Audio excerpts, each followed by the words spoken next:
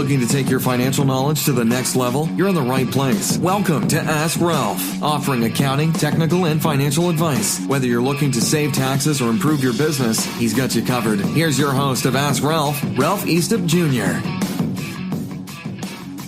Welcome back to the Ask Ralph Show. Today I thought I'd talk about something that is a very timely discussion, and that is how to file for an extension. More specifically, how to file for an extension online. We live in a digital culture, and you certainly can file an extension the old-fashioned way by getting a hold of the form and filling it out, and we'll talk about that for a moment. But there are some really more appropriate ways, or more technological ways to file for an extension. So let's start there first. Now, what we're talking about here is that it's becoming close to the April 17th deadline, and you're not going to get your taxes done before then. And I want to spend a minute and talk about that. Don't rush to get your tax returns done. It makes absolutely no sense to try to throw something together at the last minute so that you can beat the deadline. You really want to make sure you're doing your tax return correctly. So that being said, if you find that you're not going to have the time, be realistic and go ahead and file an extension. Now, the form you're going to want to file is the form 4868, and you can download that form right from the IRS website. That's irs.gov, and it's a pretty simple form to fill in. I mean, it's very, very straightforward, and they've got instructions that talk to you about how to do it. And I always crack up when I look at IRS forms because it says on here, what is the amount of time that it should take for you to fill out this form. And I'm looking for it right now. But anyway, okay, it says right here, generally they can extend the due date by 6 months, but it doesn't seem like they're saying here how long it takes to fill it out. But anyway, the bottom line is that if you decide you're not going to have time, you want to get this form filled out.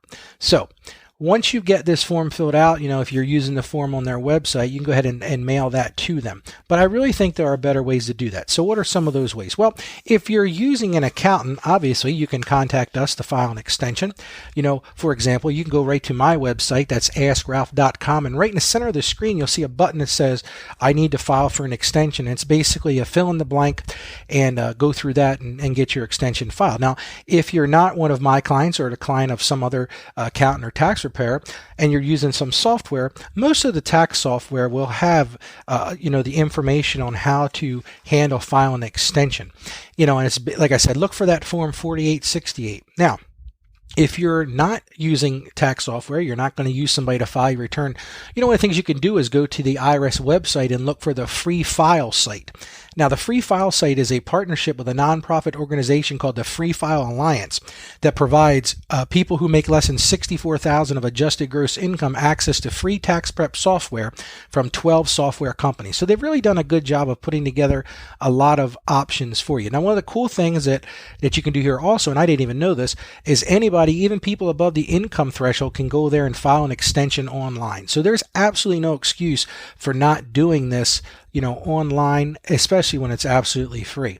Now, you want to make sure that you do this before the April 17th deadline. I thought this was kind of funny. There's an article here in NerdWallet that was written by Tina Oram. It talks about, how to file for an extension. This was back in April of 2017, but it's still relevant today. And she mentioned here, you should request an extension on or before the April deadline to avoid a late filing penalty from the IRS.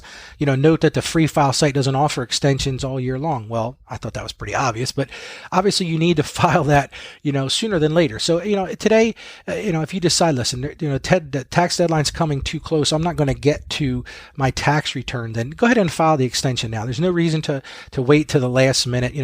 There's no glory in, running to the post office at 11:59 on the filing deadline and saying, look, I got it in right away. And the other nice thing about doing it electronically is you've got some record of that. If you send it through the mail, I'm not beating up the post office, but I'm not 100% sure that that's the best way to do it. If you're going to do it through the mail, I would definitely recommend sending it certified mail with return receipt. That way you'll have proof that it was received by the IRS.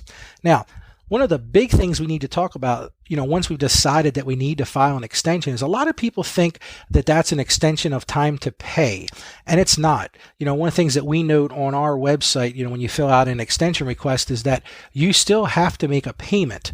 Now, a lot of people say to me, Ralph, well, well, how in the world am I going to make a payment if I don't have my return done? How am I going to know what I owe? Well, that's a very good point. So what I always tell clients is you should pay as much as your estimated taxes you think you're going to owe. So for example, let's say you file your return every year and generally, you owe $2,500. Well, obviously you're probably going to owe the same unless something dramatically changed this year.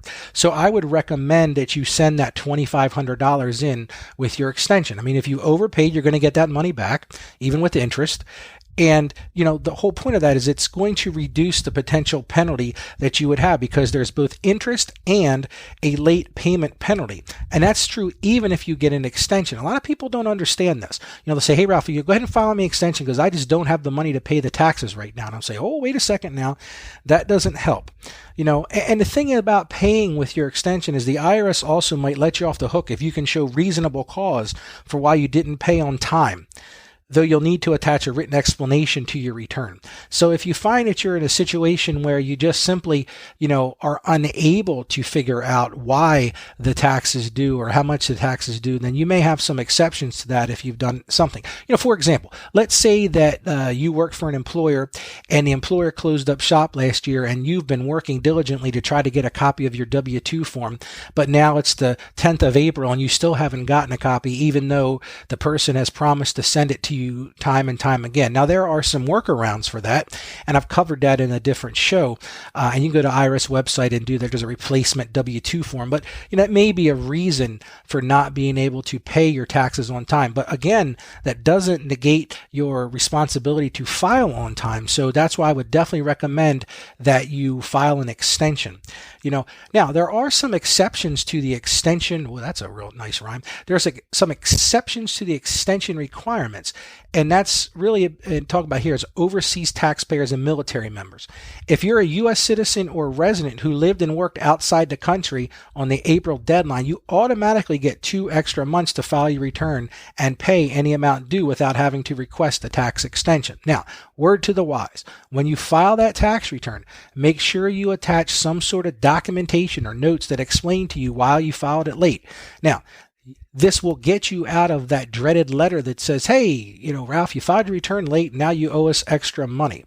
Now, also in this group are people who are affected by certain natural disasters may automatically get more time as well. And if you're a victim of one of those things, you probably already have heard about those. There were some extensions for those people who were affected by the hurricanes and those type of natural things like the wildfires.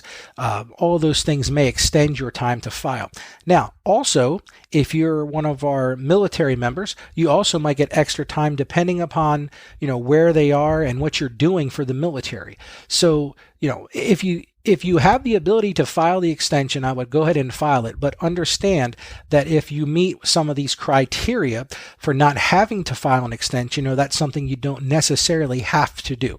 So, like I said, and just to sum this up, make sure you file this return, this extension return. And don't forget, if you live in a state, everybody lives in a state, but you may need to file a state extension as well. Not all the states accept the federal extension. So I hope this was helpful to you about filing an extension on your taxes.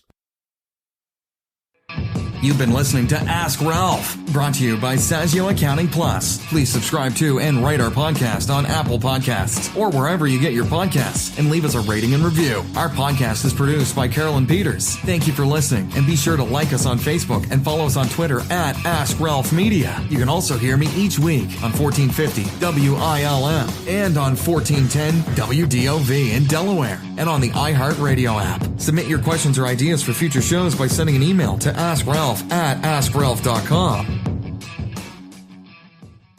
The information contained in this episode of Ask Ralph is based on data available as of the date of its release. Saggio Accounting Plus and Ask Ralph Media Inc. is under no obligation to update this content if changes occur. Applying this information to your specific situation requires careful consideration of all facts and circumstances, and any information provided is not to be considered as financial, tax, or legal advice. Please consult your tax advisor or attorney before acting on any material covered.